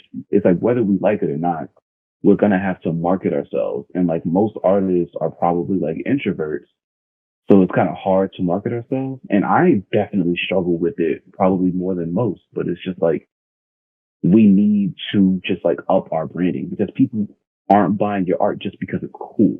People are buying Hmm. your art because of you, because, oh, I like you. I think you're pretty cool. Like it's not like rap music was back. Well, yeah, it's not like rap music back in like the 90s. It's like they people like bought the idea of you where like, interviews were like on the radio and you'll catch it when you catch it or in magazines or whatever. But it's just like a lot of the time we're buying music because we also like the person. So people are investing in the person.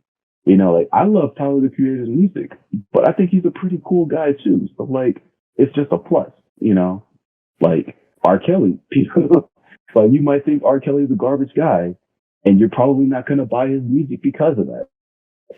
It kind of goes hand in hand. So Yeah, back yeah. against that marketing thing, like we have to put ourselves out there. When whether we like it or not, we're gonna have to give the internet a little bit of ourselves if we want to grow in that internet space. And it's like if you are an artist and you're looking at someone else's like following, you might not think that their skill warrants them to have the exposure that they have, but they're doing more than you are because they're putting themselves out there and you're just making cool work. It definitely takes a lot more than cool artwork, you know, to sell art. And it sucks that it's like that, but that's just what it is. Yeah, I mean, like, there's some artists that come to mind, like you said, one of your favorite artists, 1000. He has a Hmm. unique brand now, the way he does his logo or his signature, 1000. Yeah. And then the way he brings out his own unique characters, that's branding. Same thing with like, he's a content creator called Young Khan, who has a Hmm. complete branding of what he does. So yeah, I Hmm. think yeah. So it's like yeah, branding gives it a unique look to like to showcase like who you are, right? Hmm. And bring yourself out there because like I remember like an artist named Cause as well, like his one character that he does with sculptures kind of thing. Everybody Hmm. knows him. Or Cukes, he does like one kind of vinyl figure designer toy. It's the same character, but he expands on that. But everybody knows that one character, so that's like a branding right there. Um, so yeah, I do agree. Yeah, it's a good way for to kind of pinpoint who you are. Like tell them this is what I do, this is who I am, like in a branding kind of sense. Oh yeah, absolutely. And it's just like I'm not saying like I'm all high and mighty because I definitely pay attention to like the brand. It's like a few people that unlike a lot of the people that I connect to are the people that you connect to, and you connect to those people through their means of branding. Yeah, Like like it's not that. like Comic Something Con. comes pops in the head. Yeah, it's like at Comic Con, I'll run up to like anybody's table if like the art is cool. It doesn't matter.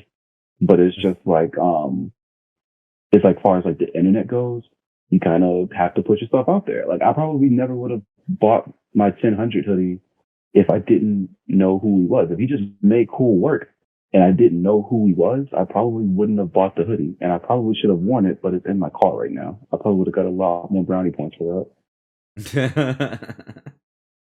No, no, yeah, because like it could be like the sad thing is nowadays in the art that. Hmm. world, you could be really good what you do, but you would Hmm. never really get anywhere if you have something that kind of like an image that pinpoints you who you are, like the brand, Yeah. right? That's like the weirdest thing now. It's Yeah. like you could be a really good artist, you could be killing it, Hmm. but if you don't have any kind of branding, like a direction to like kind of like give you a unique sense of like when you think about that artist, like Hmm. you're not really gonna it's not gonna stick with. That's the whole point of branding, right? It's like marketing. It's like Yeah. when you think of McDonald's, you think about the M, right? You think of like you think Yeah. about something that relates to them, right? Yeah. Um, or relates to the brand or whatever. So that's like the one thing is like I think I mean even like took me a long time to like even think about it, the branding aspect, the marketing aspect, the business aspect. I didn't even think about that for the longest time, but now I know how important it is. Yeah. It's just like we don't go to like McDonald's because the food is just oh so amazing. We go to McDonald's because of the name McDonald's and it's convenient and we know it's going to be fast and it's right there. You know what I mean? Right. And then it's like the same thing with like Nike shoes. Like Nikes are, And they're like I guess the top brand of shoes now, right? And yeah. but when you really think about the shoes, some of them are a question mark, but because that's check mark is Yeah. like the prime kind of thing, you know? Yeah. The prime shoe. Absolutely. Even though the design's super wacky or weird, it's like, it's Yeah. like it has the check mark. Gotta get those shoes. Like these shoes are going to be ugly as hell, but it's just like, oh, it's a Nike check mark. So it provides a sense of security almost. Yeah, it's the art. It's like the they have like the confidence thing to them, right?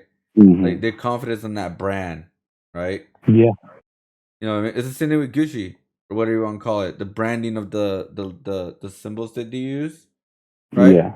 It's so iconic nowadays. Supreme, one of the simplest freaking Oh designs my ever, God. and it's the one of the most They made it. They marketed it a way where it's like it's unique, like, but Oh yeah. it's not a unique design, but they Oh yeah. market as it, and they push it to it because they put it on random items. Yeah. And it's just like my I don't know, I'm not really like a fashionista or like anybody who's fashion forward by any means. I dress like pure garbage. But it's just like a lot of like the high fashion brands are extremely ugly to me. But it's just a solid fact that they have that branding that pushes them into like that next level, you know? Like a lot of these are really, really ugly, man. It's so bad. But oh yeah, like another artist. Do you know like Kotiri Inc? I heard about that name. I heard it, but I'm not familiar. Yeah, he has a story called Kings of Nowhere, and he had like his branding is his main character is like is a monkey, and like you see this monkey of his, like I see it anywhere, and I absolutely know that that's his character, Hmm. and it's just like I guess it's another situation of somebody who doesn't give the internet much of themselves actually, but I think he has like a really good following. I think he's like close to like 1 million or something like that. Yeah, I don't know. It's really weird. Like there's some people who give a lot of themselves to the internet and the social media and they have a big following. And then there's some people who don't and they have a big following. But honestly, his art is amazing. So it's like, it levels to it. I It's think I either the think art is really good without, no. Also, I don't mean to cut you off, but I think what it is, crazy. it's like you either showcase your Mm, personality because you're kind of just you're doing your own thing, but you're using your personality to kind of like come up, or you have a mm, specific brand of a character or something unique to you that people will remember you for yeah, that character, and that what makes you blow yeah, up. So that I think that's what it is. Like either or, like either you kind of go all like you're like I won't say all over the place kind of thing, but you don't really yeah, have a specific thing, but people know who you are because of your personality and stuff like that. Or on the other side end, people recognize you because that one character that you created, or like a unique branding to that world that like people recognize this certain thing. You know what I mean? absolutely. Yeah, it's definitely a seesaw. Either you can be balanced and given some of your personality and some of your art, which is like your art's probably like mid level, but you have like your offering personality, or your art's very high level, but you're not given too much personality, or you're given a lot of personality, but you have like low level art. It's a Yeah, really weird thing to think it's a about. weird thing. Yeah, But there's yeah, definitely people who don't offer too much of themselves and like are still like really big. yeah. 100%. I think because like they have a unique branding to it. Like okay, Hmm. when I think about this artist, I remember this. Like there's a Yeah, connection. There's a connection, yeah, right? Like, oh, I remember this character. Oh, wait, I know this character. Oh, it's from this right. guy. You know what I mean? Like, you just recognize it. It's just like with 1000, like that teal and that orange, those are his colors. No Yep, matter where I see him, that teal and that orange belongs to 1000 before that I even reminds you see of the him. character. Yeah, all of him. And like it's basically like basic animation like skills. That silhouette has to be iconic. These character designs have to be iconic. Like you can't just make like like a regular like character design and think that this character is gonna like propel into stardom. Like they have to have something about them. Like South Park characters, you can probably identify South Park characters from the silhouette. Simpsons, um, especially like in a lot of like Western cartoon media, you can definitely find those iconic like character brandings. Yeah, or even like in anime, they have some. You have like a unique thing they have to them, whether it's an item Yeah, or like something within like their body. Like for example, Full Metal Alchemist is the metal mm, hand, right? Or his yeah, jacket, right? Jacket is kind of or the recognizable. Or Luffy with his hat, or yeah, Goku his hair. Like there's something like hmm unique that kind of reminds you about those characters. yeah, And it kind of like it. And we go for 1000. What I remember is like his character's faces and his hands. The way he does his hands, like yeah, all weird looking. Like the way he does it. And of course the yeah. colors, right? So Oh yeah, that's why what I like what I've learned and what I was like, oh, so that's how like they kind of like put little sprinkles of certain things that they add in almost every single piece of their art, or absolutely. like their style to like kind of recognize it. Like for me, I kind of do like the full white eyeballs and like the white eyebrows. That's something I just Yeah, do, right? yeah.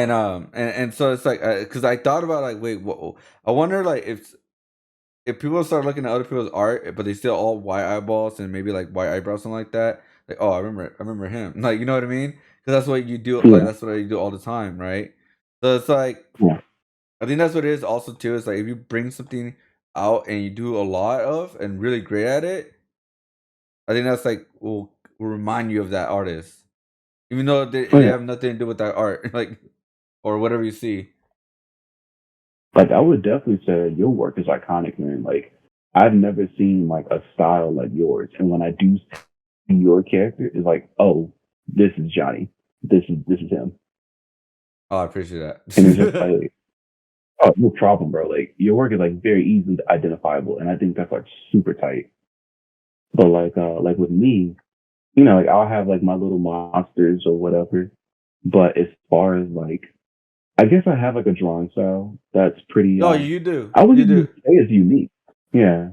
You Oh, do have a appreciate it. drawing style for sure. Like I wouldn't say that it's like super ultra like unique, but I do think that if you see my work, you're familiar with my work. Oh, okay. You're good now. But yeah, back to the style thing. Like the style is gonna come like with time. Like I'm gonna toot my own horn. I wasn't always this good, bro. Like it was like back in high school. Like I was okay in high school, but like I didn't get good. I want to say until like senior year. Before that, I was pure dumpster water. I think we all were. Looking back on it now, absolutely.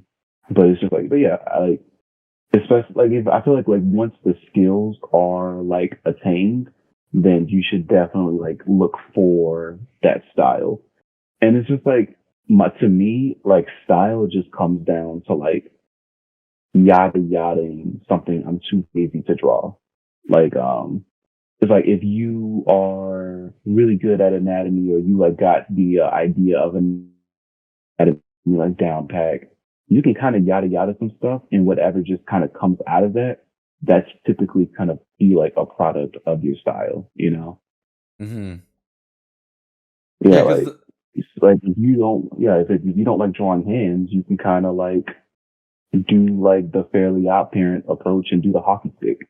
You know, he probably knows how to draw like you know hands like anatomically correct, but he drew the hockey stick. You know. yeah. I mean, I think like a lot of artists just are finding ways to hide their weak points. Basically, say Yeah. as much as they can, Yeah. right? Yeah. Especially hands, is a lot of people hate that. Like a lot of people like hate drawing hands. And it's so weird because we look for hand. A lot of artists look for hand references, but we have hands. We have hands, but we can put our Yeah, hands in front of the camera into like whatever position that we need it to be in. Like it's crazy. It's hilarious, though. yeah. But I would say like yeah. I mean like with your art, you do like you said like the third eyeball. I see that in a lot of your Yeah. characters, right? So it's like, and then the way you do your line work and your colors, kind of Mm, like watercolory a little bit, like kind of like a water, little bit like in soft like the soft painting. colors. Yeah, Yeah, like soft colors. yeah, Um, yeah. so yeah. So it's like you already thought about like what's your unique branding, and I think one of like the biggest thing I've seen is the way you use your soft colors and the third eyeball. Like right Huh. away, that's like Thank you, man. reminds you like what you're doing. Like that's like so that I think that's what I think a lot of artists needs to like kind of push out more. Is like to come up with something that will Mhm. kind of make them unique. It doesn't have to be something Yeah, big, right? Like for yours is like yeah, soft colors, third eyeball, right? That's yeah. not dismissing everything else. I'm just saying that's like something that will like remind you about this person, right? Like you Oh said, yeah, like absolutely. you said with 1000 is the aqua and the orange, right? Oh Or yeah. teal, right? And then like his the way he does like his hands or whatever, like his characters. And And the then faces like for too. mine is eyeballs and the eyebrows. Like I don't know, like you know what I mean? Mhm. There's something simple, but it's unique to the artist that they use a lot that you recognize it.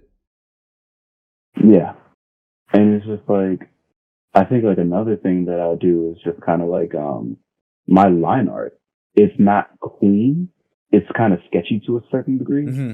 but it's like it's a clean type of sketchy where it's like I have like multiple like I lift the pen up to kind of like draw like a single line and just kind of do it over and over again. So like I think that's something that's kind of unique to me. And like with Hmm. you, I noticed that you use like saturated colors, but like not super duper saturated. And then you like compound that with like a darker color to accompany that. And it Hmm. just kind of like brings it out and it just makes your work pop. And it's like, I also noticed like whatever dark color it is. And then you have like some blues and some oranges in your work too. Yeah. That just kind of green, especially green. You do green pretty well. I am garbage with green. I hate using green. Like I have very limited green in my work. Anytime I try to like do anything with green, it comes out pretty muddy. But you, sir, you do green pretty nicely. I just like using bright colors. I always like using bright colors, Hmm. and I see it as like a puzzle, right? Yeah, What I notice is like if you put the same color close to each other, especially on the body, it looks bad. it looks like kind of like all together, right? And then what I've Yeah, learned is like if you separate them as much as you can, like a puzzle. Okay, I have red right here. yeah. Okay, I cannot put red right here. I got to put a different color. And then like when I do that way, I think that's one of the reasons. Maybe that's how maybe it stands out more. Like Oh what yeah. people told me is like I just see it as a puzzle. Like I try to separate colors as much as possible, right? Not try to have next Um, to each other. I see that. I do my colors the exact same way. Hmm. Especially like if I have like a small palette that I'm working from. Yeah. It's like okay, so I have yellow, orange, and like two different types of purple. I can't have two yellows next to each other. So let's add this purple here. Or if I can't use this yellow here, but I still need a warm color, let's add this orange here. But yeah, Hmm. me coloring is also like a puzzle, and you're Yeah. really cool thinking like that. Yeah. Yeah. It's like I just think as a puzzle. It's just like because when you think about it, it's like if you have the same colors all over the place, nothing's really gonna It looks pop. muddy. Nothing's really Yeah. gonna like stand out, right? Unless that's like the what you're going for the art piece, right? You know, like full body, same color kind of thing. Mhm. You know what I mean? But I'm just saying, like, Yeah. if, like an art piece kind of like design is like if you separate the colors as much as possible, I think Oh, and I learned how to do that by doing doodles.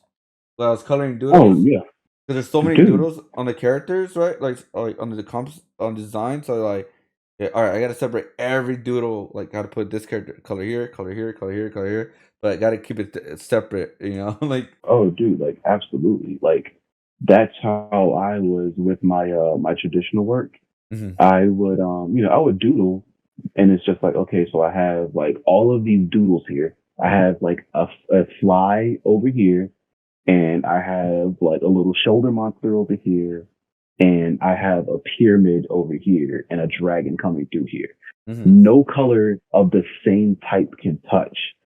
So that's kind of how like I kind of do my art. Like the same colors won't be next to each other.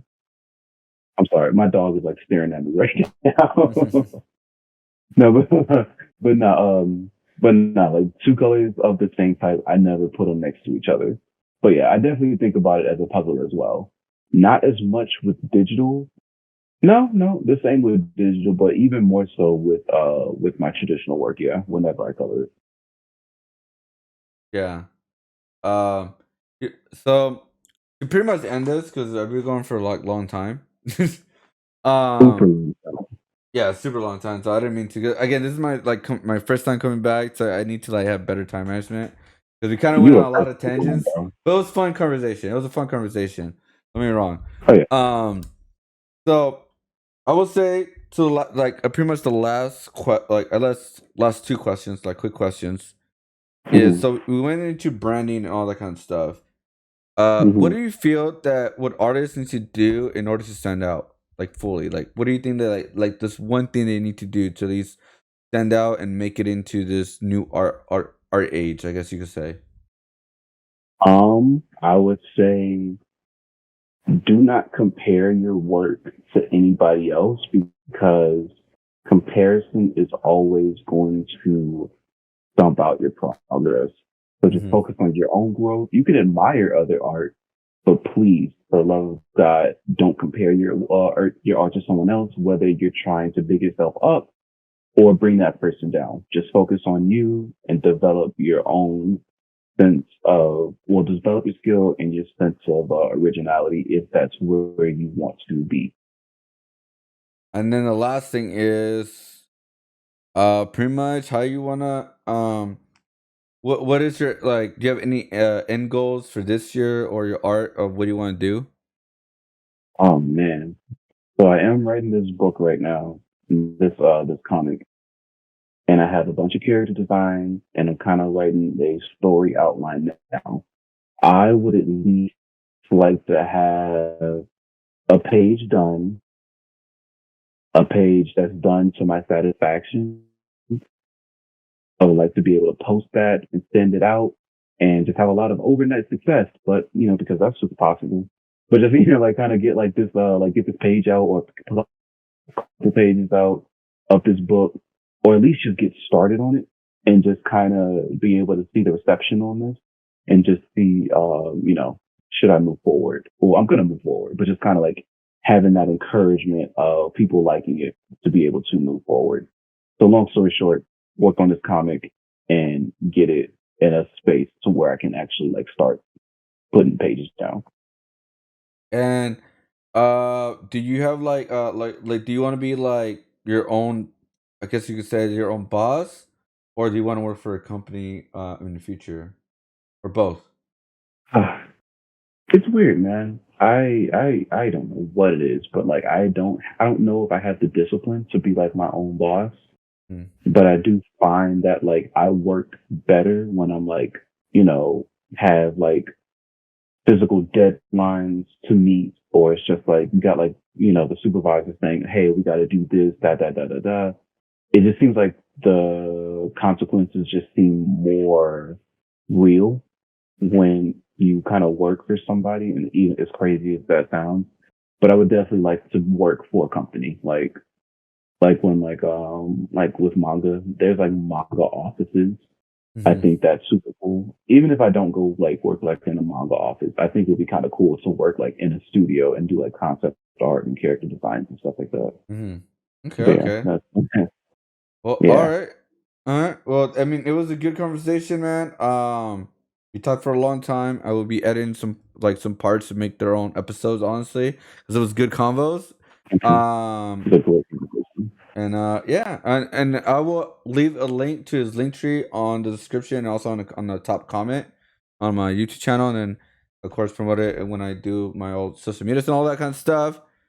Hit the like, Hmm. subscribe. More artists coming, more interviews coming, guys. And yeah, it's kind of good to be back. So kind of bring a good art podcast. We don't have any of those around. So support this one. Get us everywhere. And like I said, I'll bring out more dope artists for you guys. And like I said, these things will be in the description. Much love, everybody. Thanks for watching, and peace out. Peace. See you later. Bye.